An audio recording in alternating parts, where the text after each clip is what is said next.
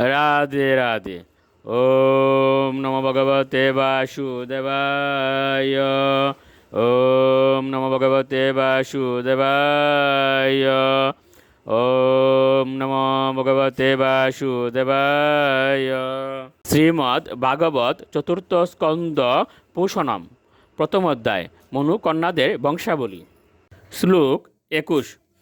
তৈপ্যমানম ত্রিভুবনম প্রাণায়াম এদশা অগ্নিনা নির্গতেন মুনের মূর্ধন্য সমীক্ষ প্রবস্ত্রয়।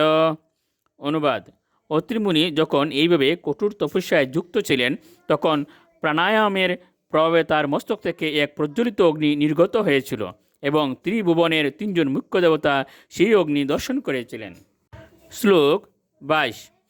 অপ্সরমুনি গন্ধর্ব সিদ্ধ বিদ্যাধর উরগয় বিতায়মান যশস তৎ আশ্রম পদম ইয়ু। অনুবাদ: সেই সময়ে অপ্সরা, গন্ধর্ব, সিদ্ধ, বিদ্যাধর, নাগ প্রভৃতি স্বর্গবাসীগণ সহ তিন দেবতা অত্রিমুনির আশ্রমে এসেছিলেন। তপস্যার প্রভাবে বিখ্যাত সেই মহর্ষির আশ্রমে তারা এইভাবে প্রবেশ করেছিলেন। শ্লোক 23। তৎপ্রাদুর্ভাব সমযুগ বিদ্যোতিত মনামুনিঃ উত্তিষ্ঠন একপাদেন দদর্শ বিবুদর্শবান। অনুবাদ: ঋষি এক পায়ে দাঁড়িয়েছিলেন, কিন্তু সেই তিনজন দেবতাদের একত্রে তার কাছে আসতে দেখে তিনি এত প্রসন্ন হয়েছিলেন যে অত্যন্ত কষ্ট হওয়া সত্ত্বেও তিনি এক পায়ে তাদের কাছে গিয়েছিলেন। শ্লোক 24। প্রণম্য দণ্ডবদ ভূমৌ উপতস্তে অর্হণ অঞ্জলীয় বৃষ অংশ সুপর্ণ স্থান সৈ সৈ চিহ্নয় চ চিহ্নিতান।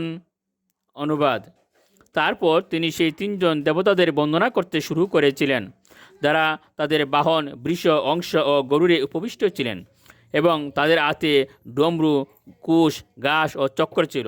মুনি ভূমিতে পতিত হয়ে তাদের দণ্ডবত প্রণতি নিবেদন করেছিলেন। শ্লোক 25। কৃপাবলোকেন অশ্বৎ বদনেন উপলম্বিতান তৎ রুচিষা প্রতিহতে নিমিল্য মুনিরক্ষিণী।